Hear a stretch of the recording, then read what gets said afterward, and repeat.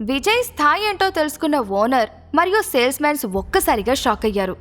వాళ్ల బాడీలు భయంతో గజగజ వణికిపోతున్నాయి. మనోహర్ కూడా వాళ్ల మీద రెచ్చిపోయాడు.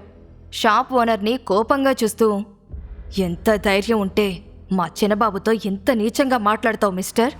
అసలు ఆయన ఎవరో తెలుసా నీకు? నిన్ను నీ షాప్ మొత్తాన్ని కొనడానికి ఆయనకి ఒక్క నిమిషం పట్టదు. చిటికలో నిన్ను నడి రోడ్డు మీద నిలబెట్టగలడు అని ఆవేశంతో ఊగిపోయాడు.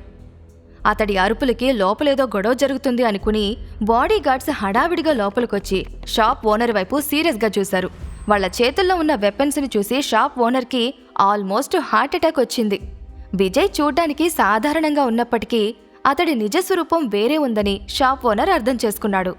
విజయ్ శక్తి సామర్థ్యాల జోలికి వెళ్తే నామరూపాలు లేకుండా పోతారన్న విషయం కూడా చాలా క్లియర్గా అర్థమైంది. మనోహర్ గారు, నేను చెప్పినవి తీసుకొచ్చారా అని విజయ్ అడిగిన వెంటనే తన కారు దగ్గరికి వెళ్లి అందులో ఉన్న బ్యాగ్ తీసుకొచ్చి షాప్ ఓనర్ ముందు పెట్టి ఓపెన్ చేశాడు మనోహర్. ఆ బ్యాగ్ నిండా ఉన్న డబ్బుల్ని చూసి షాపు ఓనర్తో పాటు సేల్స్ మెన్స్ కూడా షాక్ అయ్యారు. వాళ్ల జీవితం మొత్తంలో అంత డబ్బును ఇప్పటి వరకు చూసుండరు. విజయ్ స్థాయి ఏంటో అర్థం కాగానే అతడి కాళ్ల మీద పడిపోయి, ప్లీజ్ సార్, నన్ను క్షమించండి, నేను చాలా పెద్ద తప్పు చేశాను అని తప్పు ఒప్పుకున్నాడు షాప్ ఓనర్.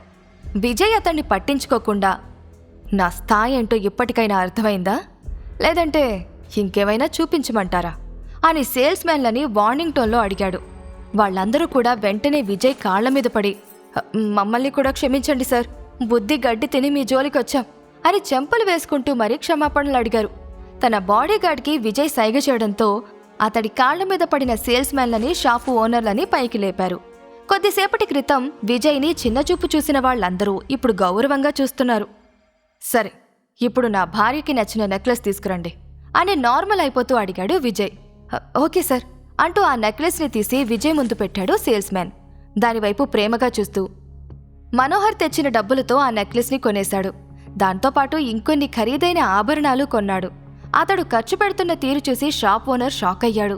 కాసేపటికి తన షాపింగ్ పూర్తి చేసుకుని మనోహర్తో పాటు బయటకు వెళ్ళిపోయాడు విజయ్.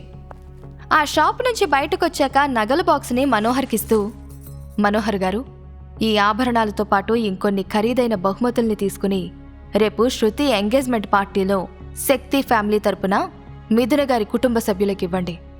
నా భార్య ఒకరి ముందు తలదించుకోవడం నేను చూడలేను. అలాగే ఈ 12 లక్షల విలువ చేసే నెక్లెస్ని మాత్రం నాకు రేపు అక్కడే విడిగా ఇవ్వండి. నేనే స్వయంగా ఈ నెక్లెస్ని మిథున గారికిస్తాను అని తన ప్లాన్ గురించి వివరంగా చెప్పాడు విజయ్. మనోహర్ కొంచెం స్ట్రేంజ్గా ఫీల్ అవుతూ, మీరు చెప్పినట్టే చేస్తాను చిన్నబాబు, కానీ నేను మిమ్మల్ని ఒకటి అడగాలనుకుంటున్నాను అని విజయ్ కళ్లల్లోకి ప్రశ్నార్థకంగా చూశాడు. విజయ్ పర్మిషన్ ఇవ్వడంతో, మీరే స్వయంగా ఈ బహుమతుల్ని మిథునికివ్వచ్చు కదా, తన దగ్గర మీరు నిజమెందుకు దాచిపెడుతున్నారు అని ఎప్పటి నుండో తనలో ఉన్న అనుమానాన్ని అడిగేశాడు మనోహర్. సరైన సమయం కోసం ఎదురుచూస్తున్నాను మనోహర్ గారు, కానీ ఏదో ఒకరోజు నా గురించి మిథున గారికి ఖచ్చితంగా చెప్తాను అని దృఢంగా చెప్పాడు విజయ్. మీరు టైం తీసుకోవడమే మంచిది చిన్నబాబు. ఒకవేళ మీరు శక్తి ఫ్యామిలీకి చెందిన వాళ్ళని మీ అత్తమామలకి తెలిస్తే మీరు మిథునకి విడాకులు ఇవ్వడానికి అస్సలు ఒప్పుకోరు అని క్షణం పాటు బాగా ఆలోచించి చెప్పాడు మనోహర్. అతని మాటలకి విజయ్ రియాక్ట్ అవ్వలేదు. విజయ్ మనసులో ఏముందో మనోహర్ తెలుసుకోలేకపోతున్నాడు. అందమైన పూలదారిని వదిలేసి ముళ్ల మార్గంలో చిన్నబాబు ఎందుకు నడుస్తున్నాడు అని మనసులో అనుకుంటూ విజయ్ దగ్గర నుండి ఆభరణాలు తీసుకుని అతనికి బాయ్ చెప్పి మనోహర్ వెళ్ళిపోయాడు. ఆ తర్వాత విజయ్ వెంటనే కూరగాయలు కొనడానికి మార్కెట్కి వెళ్ళి ఆ రోజు డిన్నర్కి కావాల్సిన కూరగాయలన్నీ కొని ఇంటికి తిరిగొచ్చేశాడు. అతడి కోసమే ఎదురుచూస్తున్న రత్నప్రభ చప్పట్లు కొడుతూ, రండి మహారాజా, లోపలికి దయచేయండి, ఎంత ఆలస్యమైందేంటి? కూరగాయలు కొనడానికి పక్క దేశం వెళ్లారా ఏంటి అని వెటకారంగా అడిగింది. ఆమె వెటకారానికి వచ్చిన కోపాన్ని అదుపు చేసుకుంటూ, అలా కాదత్తయ్య గారు, నిజానికి అని ఏదో చెప్పబోతున్న విజయ్ మాటలకి అడ్డుపడి, నోరు మూసేయ్, నీ వల్ల నా కూతురు షాపులో అందరి ముందు తల దించుకోవాల్సొచ్చింది. ఏ జన్మలో ఏం పాపం చేశానో నీలాంటి నీచుడు నాకు అల్లుడిగా వచ్చాడు. మిథున, ఇప్పటికీ మించిపోయిందేమీ లేదమ్మా, వీడికి విడాకులిచ్చాయి అని ఉక్రోషంగా చెప్పింది రత్నప్రభ. తల్లి మాటిమాటికి విడాకుల ప్రస్తావన తీసుకొస్తూ ఉండేసరికి, అమ్మా మళ్ళీ స్టార్ట్ చేసావా? ప్రతిరోజు విడాకుల గురించి విని విని విసిగిపోయాను. అయినా ఈరోజు జరిగిన దాంట్లో విజయ్ తప్పేమీ లేదు అని భర్త తరపు స్టాండ్ తీసుకుంది మిథున. ఎన్ని విధాలుగా ప్రయత్నించినా మిథున మనసు మార్చుకోకపోయేసరికి, భగవంతుడా, దీనికెలా చెప్తే నా బాధ అర్థమవుతుంది స్వామి అని గుండెలు బాదుకుంటూ, ఒసే పిచ్చిదానా, ఇప్పటికే నీకోసం ధనవంతుల అబ్బాయిలు పడి చస్తున్నారే, నువ్వెందుకు వీడి వెనకాల పడుతున్నావో నాకర్థం కావడం లేదు అని ఏడుస్తూ సోఫాలో కూలబడింది రత్నప్రభ. ఆమె ఏడుపులు, నాటకాలు మిథునకి కొత్తేం కాదు. ప్రతిరోజు వాళ్ళ ఇంట్లో జరిగే బాగోతమే ఇది. అయినా సరే రత్నప్రభ ఏడిస్తే మిథున తట్టుకోలేదు. అందుకే అమ్మ పక్కన కూర్చుంటూ, విజయ్, నువ్వు కిచెన్లోకి వెళ్ళి తినడానికి ఏదైనా సిద్ధం చెయ్యి, అమ్మని నేను చూసుకుంటాను అని చెప్పింది. లోపలికి వెళ్లబోతున్న విజయ్ని ఆపి, ఫుడ్డు టేస్టీగా ఉండాలి, సింకులో ఒక్క ఎంగిలి పాత్ర కూడా ఉండకూడదు అని ఆర్డర్ వేసింది రత్నప్రభ. సరే అని చెప్పి విజయ్ లోపలికి వెళ్ళగానే మళ్లీ ఏడుపు స్టార్ట్ చేసింది రత్నప్రభ. ఎర్రగా మారుతున్న ఆమె కళ్ళను చూస్తూ, ఈ విషయాన్ని ఇక్కడితో వదిలేయమ్మా అని అసహనంగా చెప్పింది మిథున. నీకు నా బాధ ఇప్పుడు కాదే, భవిష్యత్తులో అర్థమవుతుంది. రాసి పెట్టుకో మిథున, వీడికి విడాకులు ఇవ్వకపోతే నువ్వు భవిష్యత్తులో ఖచ్చితంగా పశ్చాత్తాపడతావు అని శాపనార్థాలు పెట్టింది రత్నప్రభ. మిథున ఇలాంటి వాటికి భయపడే రకం కాదు. తల్లి మాటలకి చిన్నగా నవ్వి, నువ్వు ఒక్కసారి కాదు 1,00,000 సార్లు చెప్పినా సరే నేను విజయ్కి విడాకులివ్వను, మళ్ళీ అడక్కు అని చెప్పేసి తన గదికి వెళ్ళిపోయింది. 15 నిమిషాల్లోనే అందరి కోసం శాండ్విచ్లు తయారు చేసి రత్నప్రభ అనిల్లకు ఇచ్చి ఆ తర్వాత మిథునకివ్వడానికి ఆమె గదికి వెళ్లాడు విజయ్. మిథున ఇంకా గోల్డ్ షాప్లో జరిగిన అవమానం గురించి ఆలోచిస్తుంది.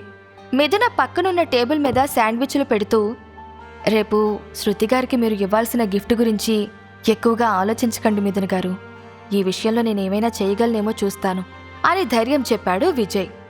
నువ్వేం చేయాల్సిన అవసరం లేదు, ఈ బెడ్షీట్ తీసుకుని కింద పడుకో, ఇప్పటికే చాలా ఆలస్యమైంది అని చెప్పేసి చాలాసేపు దాని గురించే థింక్ చేస్తూ పడుకుండిపోయింది మిథున. గిఫ్ట్ విషయంలో విజయ్ ఏమీ చెయ్యలేకపోయాడు అన్న బాధ ఆమె మాటల్లో చాలా స్పష్టంగా కనిపించింది. ఒకవైపు సీఎం మధుసూదన్ ప్రిన్స్ విజయేంద్ర శక్తిని వెతికిస్తూనే ఉన్నాడు. కానీ అస్సలు ఏం లాభం లేకపోయింది. ఎలాగైనా అతడి జాడ కనిపెట్టాలని తనకి చాలా దగ్గరైన కొంతమంది నమ్మకస్తులను కూడా రంగంలోకి దింపాడు. సర్చింగ్ ఈసారి చాలా పగడ్బందీగా ప్లాన్ చేశాడు సీఎం. ఇదిలా ఉంటే ఆ తర్వాతి రోజు అందరూ ముస్తాబై వజ్రపాటి ప్యాలెస్కి బయలుదేరారు. మిథున వేసుకున్న బ్లూ డ్రెస్ ఆమె అందాన్ని ఇంకొంచెం పెంచింది. పొయిటిక్గా చెప్పాలంటే నిశ్చలంగా ఉండే సముద్రమంతా అందంగా ఉంది మిథున. అందుకే విజయ్ ఆమె మీద నుండి చూపు తిప్పుకోలేకపోతున్నాడు. ఒక పక్క డ్రైవ్ చేస్తూనే మరో పక్క రేర్ వ్యూ మిర్రర్లో నుండి మిథునని చూసి మురిసిపోతున్నాడు. ఆ వెంటనే 1 ఇయర్ తర్వాత తనకు విడాకులివ్వాలి అన్న విషయం గుర్తుకొచ్చి డల్లుగా మారిపోయాడు విజయ్. కొంతసేపటికి వజ్రపాటి ప్యాలెస్ ముందు కారాగింది. ముందుగా రత్నప్రభ అనిల్లు కిందకి దిగి చుట్టూ చూశారు. పార్కింగ్ ఏరియాలో ఉన్న ఖరీదైన కార్లను చూసి వజ్రపాటి కుటుంబానికి చెందిన ప్రతి ఒక్కరూ ఈ పార్టీకొచ్చారు అని అర్థం చేసుకున్నాడు. తన చేతిలో ఉన్న 50,000 చైన్ని చూస్తూ అనిల్ కంగారు పడిపోతున్నాడు. అతడి భయాన్ని అర్థం చేసుకుని బలవంతంగా పార్టీలోకి తీసుకువెళ్ళింది మిథున. ఆమె వెనకాల వచ్చిన విజయ్ని చూసి కొందరు ముఖం తిప్పేసుకుంటే మరికొందరు జోక్స్ వేసుకున్నారు. మీరిద్దరూ నానమ్మ దగ్గరికి వెళ్ళి గిఫ్ట్ ఇచ్చేయండి, నేను వాష్రూమ్కి వెళ్ళొస్తాను అని తల్లిదండ్రులను పంపించేసి వాష్రూమ్కి వెళ్ళింది మిథున. ఆమె వచ్చేంతవరకు వాష్రూమ్ బయటే నిలబడి ఎదురుచూశాడు విజయ్. పక్కనున్న వాళ్ళు విజయ్ గురించి చీప్గా మాట్లాడడం విని గాయత్రీదేవి గదికి కోపంగా వెళ్ళిపోయింది మిథున. గాయత్రీదేవి గదిలోకి అడుగు పెట్టగానే ఆమె అరుపులు భయంకరంగా వినిపించాయి. నేను 5 లక్షలు విలువ చేసే నెక్లెస్ తీసుకురమ్మని చెప్తే మీరేం తీసుకొచ్చారే? మీ దగ్గర డబ్బు లేకపోతే మీ పనికి మాలిన అల్లుణ్ణి ఏదైనా పని చేసి సంపాదించమని చెప్పొచ్చు కదా. ఇంట్లో కూర్చోబెట్టి వాణ్ణి దున్నపోతలా ఎందుకు మేపుతున్నారు అని ఆవేశంగా అరిచింది గాయత్రీదేవి. ఆ మాటలకి మిథునకు కూడా కోపం వచ్చి, నానమ్మ, ఇప్పుడేం జరిగిందని మీరు అమ్మా నాన్నల్ని తిడుతున్నారు అని నిలదీస్తున్నట్టుగా అడిగింది. మిథున కళ్లల్లో కనిపిస్తున్న కోపాన్ని చూసి తన చేతిలో ఉన్న చైన్ని నేలకేసి కొట్టి, నా ముందు ఇలా మాట్లాడడానికి నీకు ఎంత ధైర్యమే? ఈరోజు శృతి నిశ్చితార్థం. సిటీలో ఉన్న బిగ్ షాట్స్ అందరూ వచ్చారు. నీ పెద్ద కొడుకు ఏం గిఫ్ట్ పెట్టాడు అని వాళ్ళు అడిగితే నేనేం సమాధానం చెప్పాలి? నన్ను ఈ చీప్ చిల్లర చైన్ని చూపించమంటావా అని పిచ్చి పట్టిందల్లా అరిచింది గాయత్రీదేవి. మిథున ఏదో చెప్పడానికి ముందుకు వెళ్లబోతుంటే ఆమె చెయ్యి పట్టుకుని గొడవలొద్దు అన్నట్టు సైగ చేసి చెప్పాడు అనిల్. కానీ మిథున ఎవరి మాట వినాలి అనుకోవడం లేదు. తండ్రి చేతుల్లో నుండి తన చేతిని విడిపించుకుంటూ, మిమ్మల్ని సంతోషపెట్టడానికి మేమేమైనా చేస్తాం, కానీ మీ తిట్లను మాత్రం మేం భరించలేము. ఈ చీప్ చైన్ ఖరీదు 50,000 కావచ్చు, కానీ అది మాకు చాలా పెద్ద అమౌంట్ అని విసిరేసిన చైన్ని చూపిస్తూ చెప్పింది మిథున. గాయత్రీదేవితో ఇప్పటి వరకు ఇలా ఎవ్వరూ మాట్లాడలేదు. మిథున తన ఈగోని హర్ట్ చేయడంతో దగ్గరలో ఉన్న టీ కప్ తీసుకుని ఆమె ముఖం మీదకి విసిరికొట్టింది. తనని తాను ఆ వేడి టీ నుండి కాపాడుకోవడానికి మిథున తన ముఖాన్ని పక్కకి తిప్పుకుంది. భయంతో కళ్ళు మూసుకున్న మిథునకి టీ కప్పు పగిలిన శబ్దం వినిపించింది. తన ముఖం మీద పడ్డ ముంగుర్లను చేతి వేళ్లతో తీస్తూ తనకి అడ్డుగా నిలబడ్డ విజయ్ని చూసి షాక్ అయ్యింది. మిథున పక్కకి తిరిగినప్పుడు విజయ్ అడ్డుగా వచ్చి గాయత్రీదేవి విసిరిన టీ కప్పుని పట్టుకుని పక్కకి విసిరికొట్టాడు. మిథున గారు, మీకేం కాలేదు కదా అని ఆమె వైపు తిరిగి ఆప్యాయంగా అడిగాడు విజయ్. వాళ్ళిద్దరినీ చూసి గాయత్రీదేవి కోపంతో ఊగిపోతోంది. సరిగ్గా అదే సమయానికి, నానమ్మా, కృపాకర్ అంకుల్ వచ్చారు, త్వరగా బయటికి రండి అని బయట నుండి ఎవరో పిలిచారు. కృపాకర్ పేరు వినగానే గాయత్రీదేవి కోపం క్షణాల్లో మాయమైపోయింది. ఎందుకంటే కృపాకర్ ఆమెకి ముద్దుల కొడుకు. వెంటనే అక్కడి నుండి బయటకు వెళ్లడానికి సిద్ధమైంది. అప్పుడే ఖరీదైన సూట్లో ఖరీదైన వాచ్ పెట్టుకుని గాయత్రీదేవి దగ్గరకొచ్చి దర్జాగా నిలబడ్డాడు కృపాకర్. అతడి ఒంటి మీద ఉన్న బంగారం చూసి అతడికి ఎంత ఆస్తుందో చెప్పొచ్చు.